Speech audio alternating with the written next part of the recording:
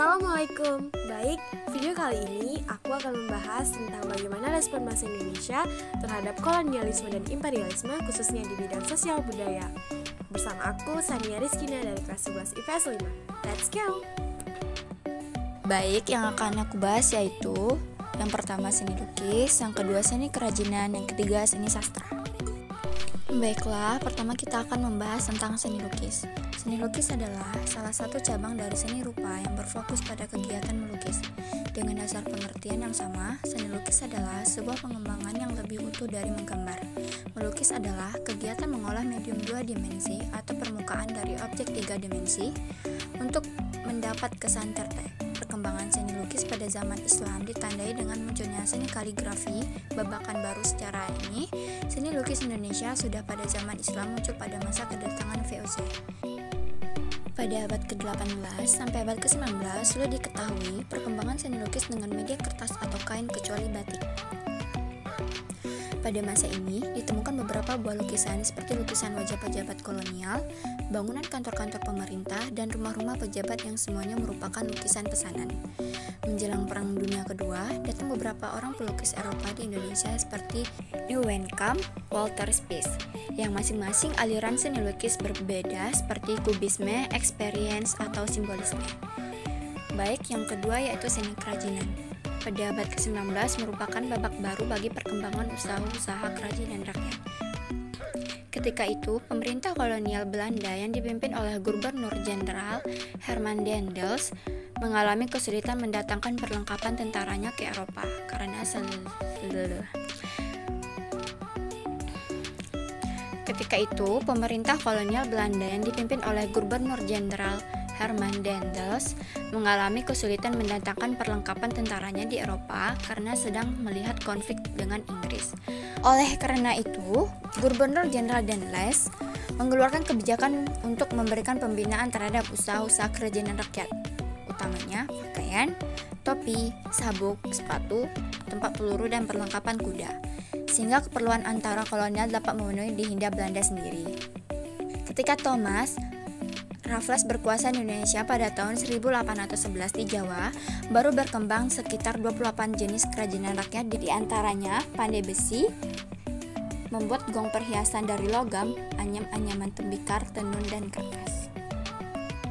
Yang pertama, Angkatan Balai Pustaka. Sejak didirikannya pada tahun 1908, Komisi Bacaan Rakyat ini mengalami perkembangan yang pesat, baik sebagai pencetak penerbitan dan penjualan buku dalam majalah.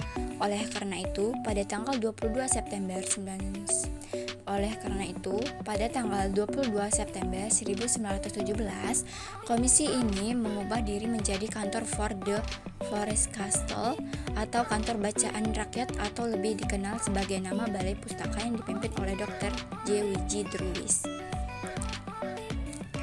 Pada mulanya, Balai Pustaka masih mengalami kesulitan dalam mengembangkan jati dirinya, utamanya yang berhubungan dengan pembaharuan sastra dengan ciri khas Balai Pustaka, sehingga banyak sastra barat impor ke Indonesia. Buku-buku berbahasa Belanda diterjemahkan ke dalam bahasa Indonesia. Oleh karena itu banyak bermunculan buku-buku bacaan bahasa Indonesia dengan jalan pikiran deret akhirnya. Cara berpikir barat ini yang lebih dinamis, lebih individualistis, mempengaruhi cara berpikir bangsa Indonesia, sehingga mulai bermunculan para pengarang-pengarang Indonesia yang mendapat pengaruh sastra barat dan berpikiran barat. Yang kedua, Angkatan Pujangga Baru. Pujangga Baru muncul sebagai reaksi atas banyaknya sensor yang dilakukan oleh Balai Pustaka terhadap karya tulis sastrawan, terutama terhadap karya sastra yang membangkitkan rasa nasionalisme dan kesadaran berkebangsaan. Sastra Pujangga Baru adalah sastra intelektual, nasionalistik, dan elastis. Pada tahun 1933, Armijon Pane Amir Hamzah dan Sultan Takdir Ali Shah Bana berhasil mendirikan majalah Pujangga Baru.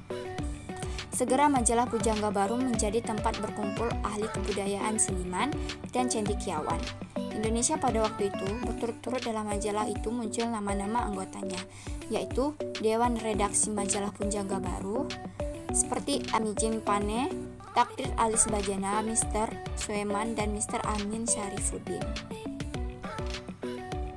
Nah, kesimpulan yang bisa saya dapat dari respon bangsa Indonesia terhadap kolonialisme dan imperialisme khususnya pada bidang ini adalah Indonesia menolak dengan tegas khususnya pada bidang sosial budaya dengan kedatangan bangsa Eropa ke Indonesia yang gunanya sebagai menjajah rakyat Indonesia.